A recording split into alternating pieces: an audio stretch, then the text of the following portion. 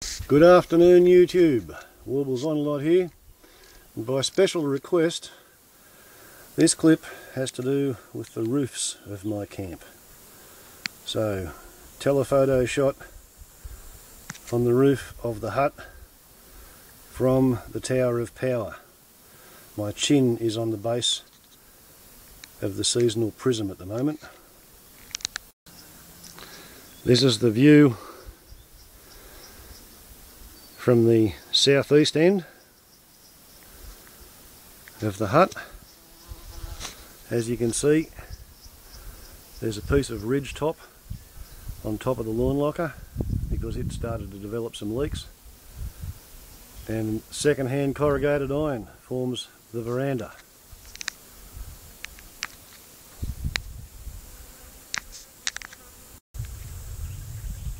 Might not look real pretty, but it didn't cost much either.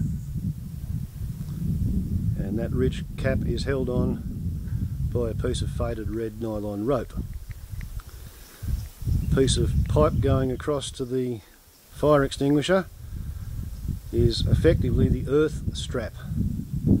So it turns the hut into a Faraday cage, and ideally it's not going to get struck by lightning because it's at the same potential as the ground it's sitting on. View from the northeast.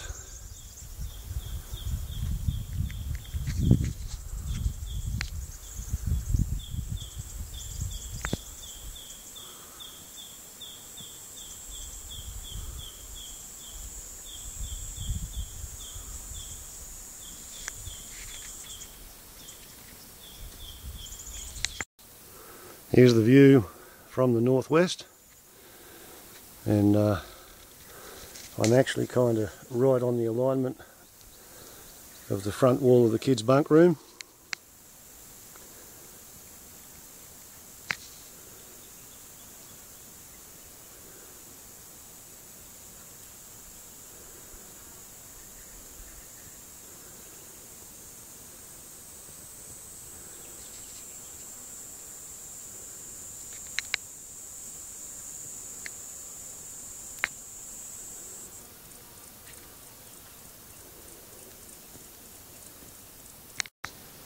Here's the view from the southwest.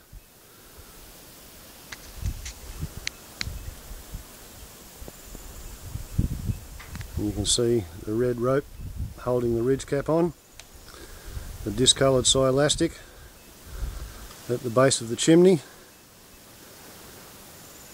made with old olive oil tins for the top part of the chimney. A little windshield is anyway. And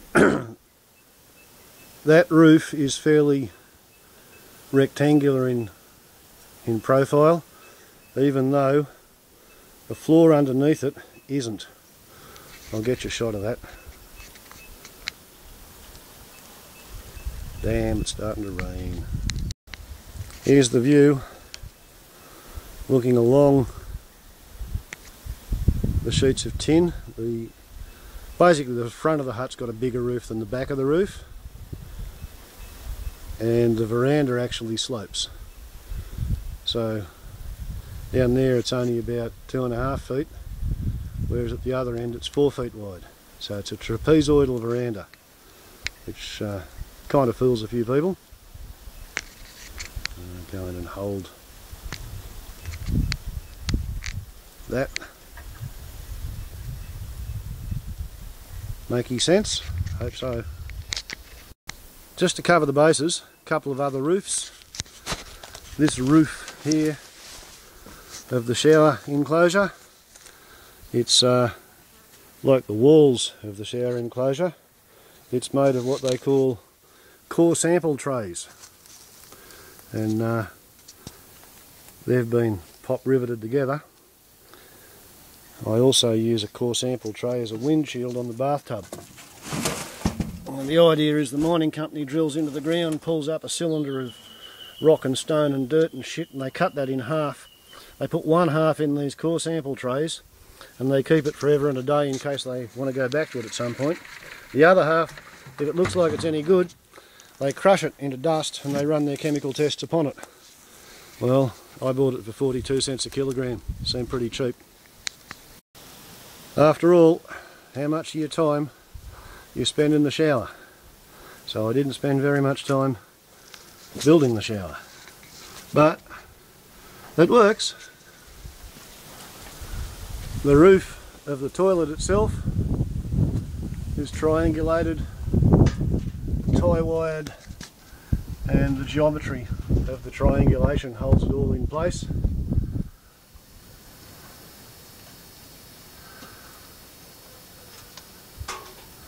Look at that.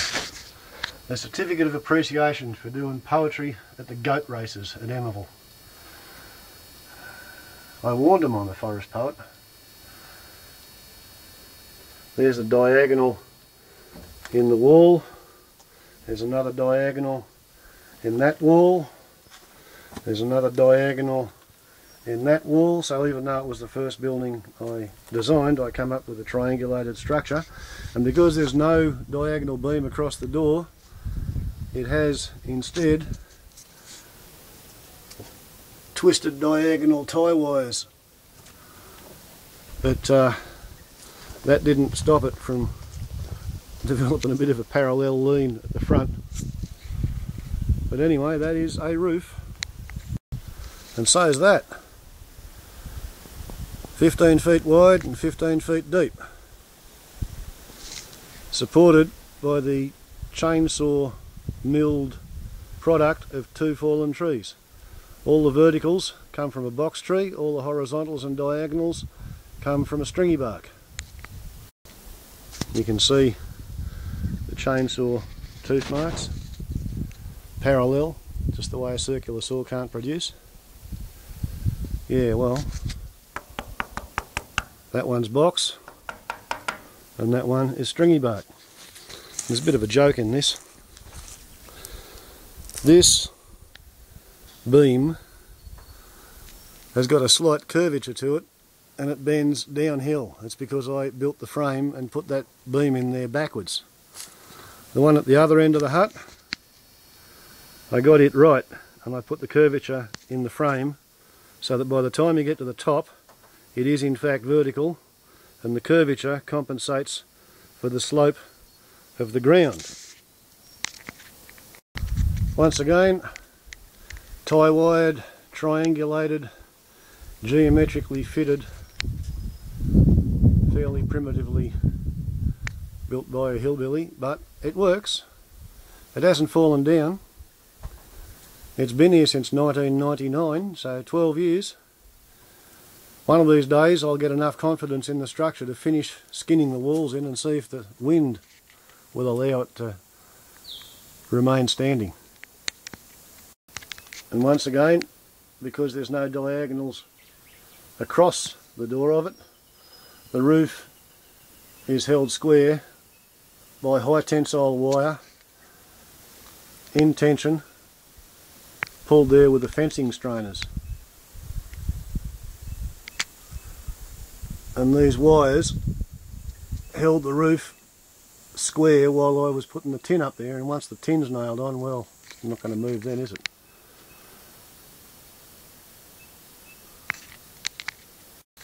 Here's a bit of a joke. The central pillar isn't in vertical. It didn't bother me too much until I purchased a hand-powered drill which needed to be mounted vertical. So therefore we have a dummy vertical beam purely to mount the drill on.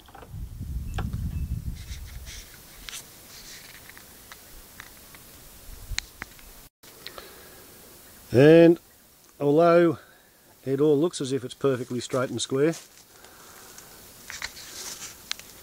check the bow in that beam there. There's some lovely curvature in this building. Here's the view from the top of the water tank, which was made from a single water bed which has been turned inside out with a fence around it.